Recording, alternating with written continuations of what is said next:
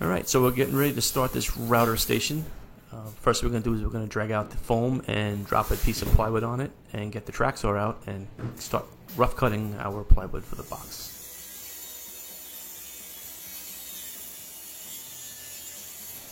Once I cut the plywood to length, I will then rough cut it, cross cut it roughly to its size, and then I'm going to finish cutting it on the table saw.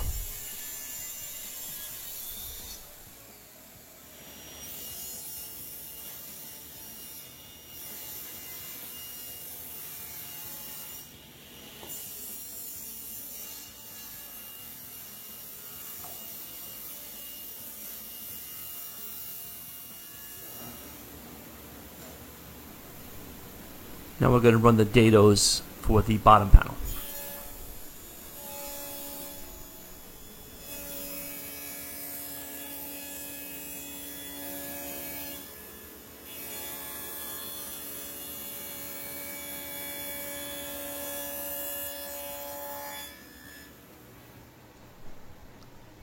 Now we're going to put the iron-on veneer on all the exposed edges of the plywood. Once the iron-on veneer had a chance to dry, we're going to trim the edges. I use a chisel, just chop it equal with the board, and then I will use the tool to trim it flush.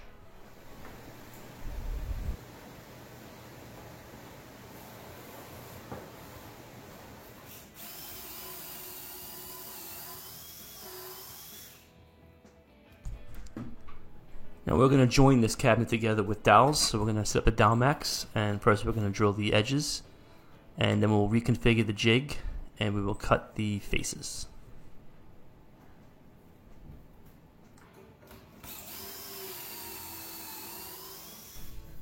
This jig is very useful. It takes minutes to swap it from end to face configurations. If you haven't never had one of these, I highly recommend picking one up, and I will leave a link to the Dowel Max jig in the descriptions.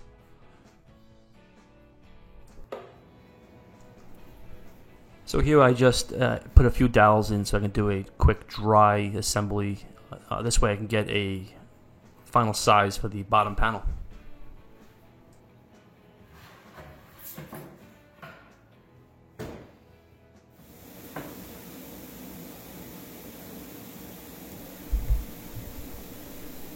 Cutting the bottom panel is simple as just getting a side measurement, sliding it in, and marking with a pencil where I need it, and cutting the final size on the table saw.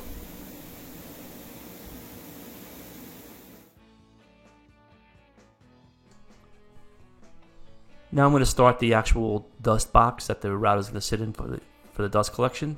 It's made out of 1/2-inch ply, so we're going to get all these sliced up, and then we're going to get them assembled.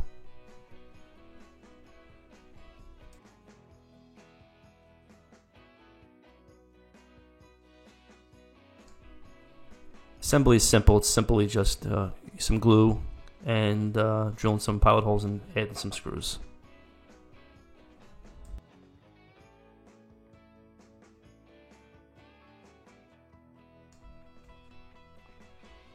"30 years ago I used to move this fast."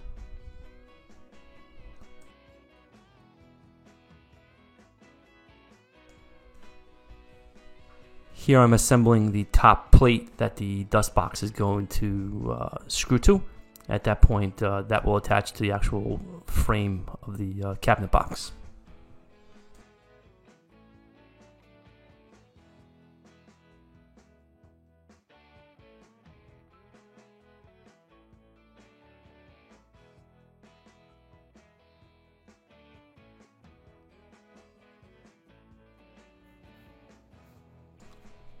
So again, a little more glue and some pilot holes and screws to hold the top plate to the dust box.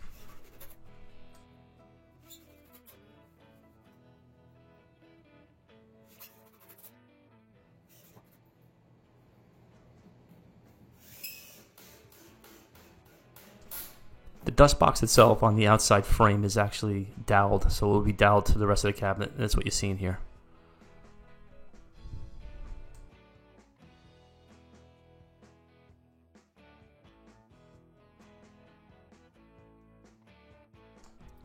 Now to add the last side, and at that point we'll turn it over and we will insert the drawer bottom. and clamp it all together. So I added some extra 3/4 inch ply to the bottom of this to double stack the floor so that the wheels could be bolted to it. So here I am pre-drilling the holes for the casters.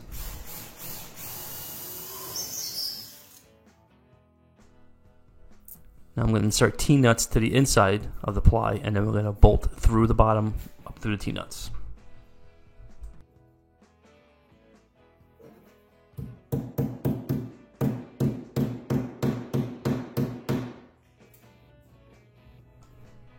And bolt down the wheels. This is actually a pretty solid construction method for installing the casters.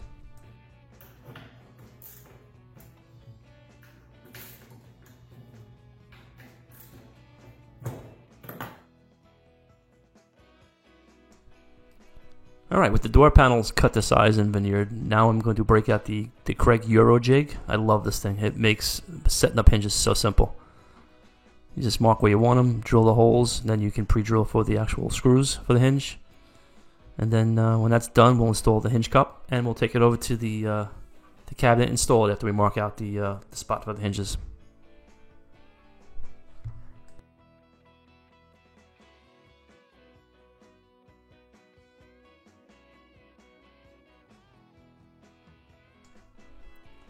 Alright, so with the hinges marked, we're going to pre-drill for the hinge screws, and then we're going to install the doors.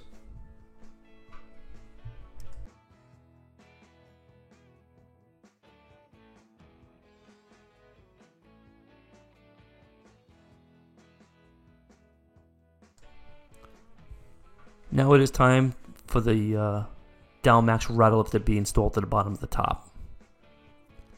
Now I should have pre-drilled these. I didn't. I just ran the screw straight in. They were like a number 6. They were pretty small, but you can see I sped it up. You can see the lift up before it actually went into the top. I mean, it didn't affect the way it was installed. It just would have made it a lot easier if I would have pre-drilled those holes. Okay, now it's time to attach the Dowelmax rattle lift to the actual top of the cabinet, which is it's going to attach to the top of the dust box. And they give you this little piece of wood here to hold the top up. It's got dowel pins on either side while you're screwing it down, and before you put the actual gas shocks on the top. And here we're just going to pre-drill and countersink and then run the screws in.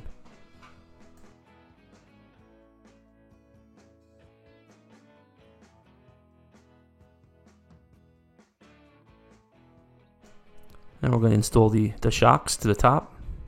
I'd recommend locking the casters when you do this, so you don't end up doing what I did, which was pulling the thing towards me. Look at this.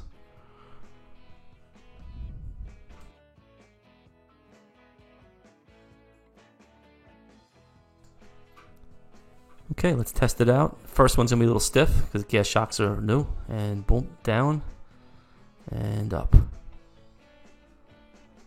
And now I'm going to insert the router plate with the router in it. Now we drilled a hole through, and I'm running the plug from the switch into the router. And I'm going to attach the switch to the outside of the box. And then I'm going to come back, and I'm actually going to silicone the hole on the inside of the dust box where the cable goes through. This way I get a good clean seal on the dust box, so I don't get dust into the actual cabinet itself.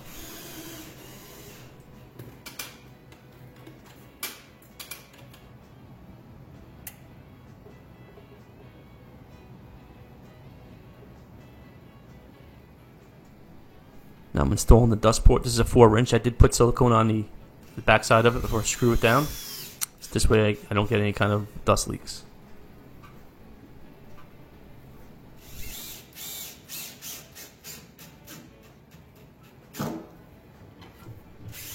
Okay, now it's time to install the door handles. This Craig jig is also another favorite of mine. It's as simple as setting where you want the screw to be, clamping it to the door, and drilling the hole.